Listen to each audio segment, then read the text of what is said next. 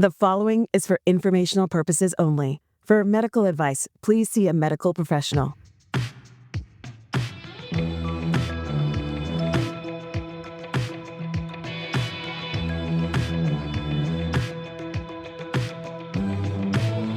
Welcome to Staying Alive with Margaret and Susy. And today we are going to talk about building local community. As you guys know, Susy and I are totally like family, but we live thousands of miles apart. And so even though we'd really love to be together every day and go hiking and go on marches together if they happen, or bring each other soup if we're sick, or hold each other's hands if something scary happens. Like we don't have that because we live so far apart, and everybody needs that in their lives. And we may have it like from one significant other, but you know what we're finding as we age, you know that old saying, it takes a village to raise a child. You know what? That Takes a village, period. that increases tenfold when you're getting into the elder care. Like there's so many things that we need help with. And so we're going to get into that. And so we need those people in our lives. We just do, we do, we do. Yep. And Susie and I are going to talk about that today. Good Anything you idea. want to say off the bat here? Well, I just think it's important because we all know that social connection has a lot to do with health as we age. That's what all the literature says. One of the first things they say in preventing dementia or just staying healthy is to have social connection. Yeah, yeah, that's why we're talking about it. And I was thinking about the way it was when my parents were growing up and getting into their adulthood. It was always in my ancestry, it was always like the church ladies. Really, it really was. And that's where my mother made all her friends when she first moved to a new town when we were young children. And that's the way it was. And then my dad was a vet, and so yeah, you'd go to the American Legion or the Moose Lodge, or like, wait, what was what's the place in Bellingham that we used to have music events? VFW, the What VFW, was the it? Eagles, the Eagles. Eagles. Yeah. I don't know what the Moose Lodge or the Eagles is, but like we went there, and and that's the way Yeah. you met your neighbors. And That wasn't the case where I grew up. I mean, my parents, we weren't big churchgoers, but my parents had a pretty big social life. My dad was in the Kiwanis, and they had lots of friends, and they I don't know played what the bridge. Kiwanis is, but I mean that Kiwanis is sounds, another philanthropic community organization, yeah. and they do a lot of good things in communities.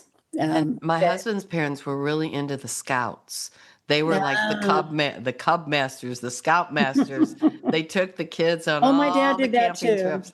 Yeah. Yeah, So like there's all those other kinds of things, like as your kids are getting yeah, older, and yeah. then there are the things that you're interested in, because that's the place to go to find help too, and find hmm friends. And Yeah.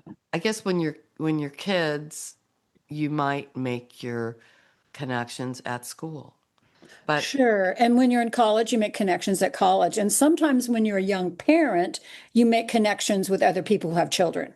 That's what I found. I ended up, hanging out with my friends who's also had children. yeah. And that was good. Now That I was know good. there's some concern nowadays that real friendship is being replaced by AI and like Uh, social media.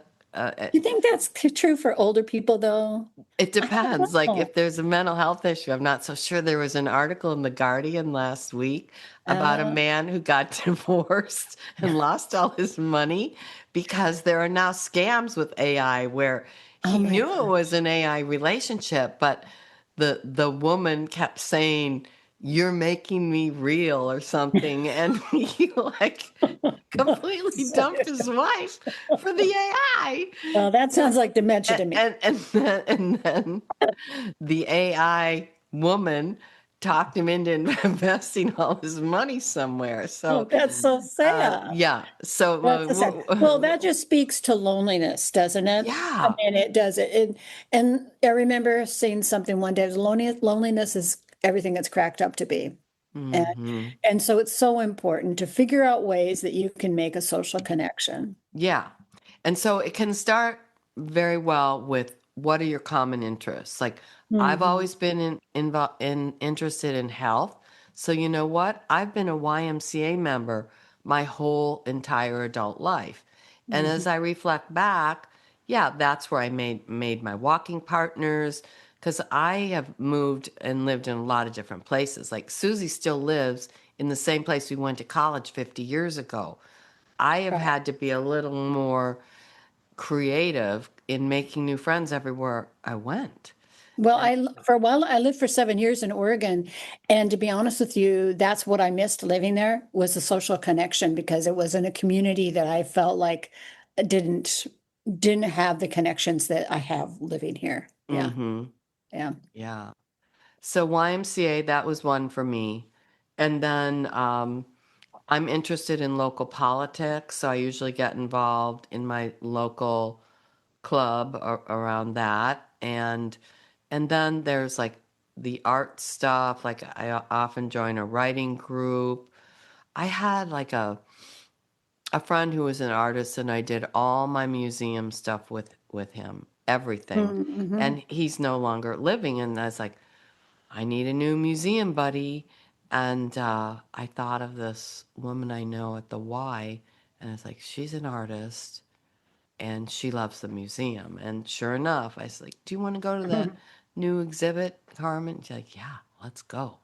That's So great. yeah, so whatever interests you, like what kinds of groups are you involved in, Susie? Well, I'm in a book group. I've been in a book group for over 25 years, and so I've got that. And I have a friend that I walk with pretty we used to walk like almost every day, but we both are busy, so we get in usually a week, one or two walks a week.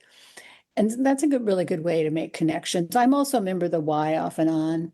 My husband and I are also part of a neighborhood association, which actually got formed when there was an issue in our neighborhood with development. And so the neighborhood formed a neighborhood association. Now in our town, there is actually a neighborhood association in every neighborhood. And that's a really good way to meet your neighbors Yeah. and get involved in things. They have regular meetings, and we're also part of a community meal program that we do once a month. Mm-hmm. That's at a local church. But um, I think it's sad that people sometimes don't even know their neighbors. Yeah. It's like, and that I think that's important. I'm really fortunate in that I know everybody on my street pretty much, and I'm glad that I do. You I know what think, my dad used to do? He used to go cut the neighbor's grass. Like oh, he was a really? good guy, He's like, Yeah. I Yeah. mean, he liked to have a nice yard, you too. But he's really Uh-huh. into yard work. He's like, I can cut the neighbor's grass, and he made friends very quickly. I mean, they lived in the same place for more than 60 years, but then it became a suburb where people moved in and out, and Hmm. Hmm. depending on how businesses changed and everything. And so every few years, he'd get a new neighbor, and Yeah. he'd go knock on the door and introduce himself. So Hmm. that's really nice. Yeah, it is. It's a good way to meet people. And And I I do, think I think people during COVID became isolated and a little bit more, of course, because we had to. And I think it hasn't really opened up as much as it was before then. I think people kind of got used to being isolated. My friend and I were talking this morning about how back in the 70s and the 80s, how our friends used to just drop by. And I don't know if it was our age or if it was just the time, and I really Mhm. miss that. Yeah, The yeah, old days when people, oh, it's Margaret, she's coming over, just to hang out. Yeah. yeah. And I live in a city that's kind of more of it's kind of known as a cafe culture. As I think about it, there was years ago, Michael Moore did a movie where he came here and he's like in the coffee shop. He's like, do any of these people work? Like everyone in the whole town is in the coffee shop all day long. And if I go visit my son in LA, like there's certain coffee shops where all the screenwriters are and they've got their laptops out Oh, and they're networking with each other madly. And yeah, my yeah. husband, as you know, is from England. The pub culture there, it's really important for Mm-hmm. community. Like Mm-hmm. every neighborhood has its pub, not Oh, because it's like heavy drinking, but that's where it's you a go. place to That's meet. where you Yeah, connect. That's where you yeah. go to connect. My husband just recently joined a coffee group with some friends of his, and he goes every Wednesday morning and has coffee with these guys, and Mhm. loves it. And That's I, so I good. was really encouraging it because I think it's important. Yeah. Yeah. Yeah. So we want to end up with talking about when you're a senior, if you're maybe like a little less mobile or you feel like it's harder to meet friends or whatever, then what do you do? Then Mhm. what do you do? Yeah. And Susie's been really involved with the senior center. Um, and so do Yeah. you Through want to my talk work. a little bit about Yeah. that?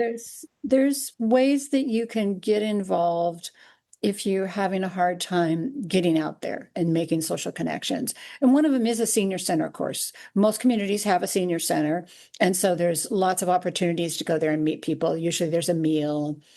Um, And most places have what's called an area agency on aging, which is provides social services and connect you to social services if you're having a hard time with connecting. Maybe you need some counseling, or maybe you need help with transportation, or maybe you need some home health work. Those can be really helpful. Also, volunteering is a way. Maybe, I know at our senior center, they're always looking for volunteers. Volunteers even to help set tables at lunch or greet people, um, stand at the counter and answer questions. I mean, it doesn't have to be anything really difficult to do. There's a lot of places, and there's a lot of places in a community to volunteer. And it's a wonderful way to meet people because most people, when they're working in their working years, they met a lot of people that way. Yeah. I remember when I was working full time, I would come home and I'd be sort of burned out. I'm with people all day long, talking, Hmm. talking, talking. And I remember I never wanted to get on the computer at home because I just, I actually am a little bit more of an introvert. I'm happy I didn't realize that until I got older, but I sort of regroup by being alone. And Uh-huh. then I'm happy to be out with people, but I need that regrouping every so often. And Right. I think it's important to kind of figure that out for yourself, Yeah. whether or not you're an introvert or an extrovert. And by that, I mean extroverts are people that really get their energy from being around other people, Yeah. whereas Well, introverts need to kind of regroup every once in a while and get their own, create their own energy. yeah. So let's talk about that because I have a friend who's an extreme introvert and she's 78 years old and she now needs a lot of things and Mhm. she feels overwhelmed about it and Mhm. she just needs a lot of support and as her friends are starting to die and everything, it's a little overwhelming because I feel like, gee, I can't do everything for her. Like she'll want Sure. me to pick her up from the doctor's office and get her up the 3 flights of stairs. It's like, oh, I don't know. I Yeah, yeah, don't know if yeah. I'm the best person for the job here. So, Yeah, yeah. so we need to think about that when we're getting up in years, and there's so many different services out there. And Mhm, my mhm. friends who are good at getting the support, I notice that they are totally hooked into their senior centers, Mhm. totally. And Yeah. within those senior centers, there's services. You can get lunch every day. There's a Mhm. social worker who can help you with things. They Connect you with resources. Yeah. Yeah, Yeah. connect you with all the Yeah. resources that Yeah. you need. You can play games. Our senior center has all kinds of games like bridge and mahjong and chess and they even there's some foreign language going on. Like they were telling me that there's a group that gets together and does Scrabble in French. Oh, yeah. I mean, there's all kinds of fun things going on there. And it's important to be open to that. It's not good to totally isolate yourself. And Right. yeah. And even if you're introverted and you're perfectly happy at home, get Mm-hmm. connected with your senior center just to meet the social worker so that you Sure. know that person by name and you can call them when you Mm-hmm. need something. Right. My Or parents, when they like come home from a surgery or something, they call the senior center, and the senior center would show up with walkers and everything mm-hmm. that they needed. And even if your senior center can't do things, they can connect you with the people who can. Mm-hmm. Yeah, Mm-hmm. that's the way it works. In our community, I know it's the Lions Club that helps people with handicap equipment. Yeah. You know, and it's the Northwest Regional Council, which is our area agency on aging that connects you with home health care. Oh, that's good. Yeah, Yeah, and you or can figure food out home health resources. care through your doctor's office and such too. Sure, yeah. And Yeah. never, and when you have a medical thing going on, always remember that hospitals have medical social workers. I'm going through something right now, and I've already found all kinds of support at the doctor's offices. They have support people. I think that a lot of doctor's offices have finally figured out that if they have kind of a nurse manager, not a receptionist, not a nurse, but somebody who can kind of coordinate care and call people for the doctor, it makes things go so much smoother. Uh-huh. And I hope that that's happening in other communities because it's really been noticeably happening here, and it's very helpful. Oh, that's good. Because the doctors don't have time to make phone calls. Yeah. They're busy. Yeah. And then for more like companionship kinds of things, if you're affiliated with some religion, they often have Mhm. organizations. They have people that will show up and they'll bring like holiday meals to people and come and Right. visit them on Hmm. holidays if they don't have anyone to visit them. And then there's another organization that's not religious affiliation, and it was formerly called Little Brothers, like the play on Big Brothers for children, Oh, uh-huh. Little Brothers, but it's now called Friends of the Elderly. And Oh, so okay. look that up and see. I know that they're a nationwide organization, and what they provide is in-person visits for companionship. Well, And that's you know what great. they found that seniors most want? Tech help. Tech. Oh, yeah. Oh, So yeah. I look, can believe that. I can believe Susie, that. look and see if they have one in your town, and they'll come over and give you tech help. Well, and always remember that the Meals on Wheels program is designed to bring meals to people who are homebound. They don't have to be low income. They only have to be homebound. So if you can't drive, if you can't get out of your house, even for a temporary period of time, Meals on Wheels can deliver meals to you at very low or no cost. They can connect you with resources as well. In our community, the Meals on Wheels program would deliver 7 frozen meals a week. And sometimes for people they couldn't cook because of a disability or something, they bring a hot meal every day. So all communities have those programs. Oh, that's great. Yeah. And that's a way to, make a connection, with people. Yeah, I mean, I remember you said when you didn't you sometimes do delivery for Meals No, on I Wheels? did home visits. You Once in did a the while, home they had me visit. do delivery, but Yeah. most of the time, I did home visits to check on people's eligibility and to see how they're doing, follow up and see Yeah. how they're doing. So And so I it was out in the community a lot. Yeah, yeah, that's what I remember, that it yeah, included home visits, yeah, which yeah, is really great. yeah. And that was it was good. I was in all kinds of different places. Yeah, Yeah. yeah, met all kinds of people. Well, I think that just about covers why we feel it's Yeah, important for your health in every way to yeah. Get build out there. local Yeah, community. and if you Yeah. can't get out there, get somebody to come in. Anything else you want to say today on that? Um, no, I- I only only thing I can think of is that not to rely too much on the computer just for companionship. People do Facebook and like you were saying AI Mhm. kind of things. Yeah. those things aren't necessarily real social connections. So, Yeah. As far as I know, the computer can't make chicken soup for you if you have a cold. No, I don't think, it can't give you a hug. I It don't can't know. give you a hug. Yeah. Well, Or I pick don't up know. your meal. This guy who got divorced, he thought that he could get that, but it didn't work out, I don't think. No, Yeah. so sad. So sad. Oh Well, boy. great. So this has been wonderful, and I Yeah. hope that this is helpful to people.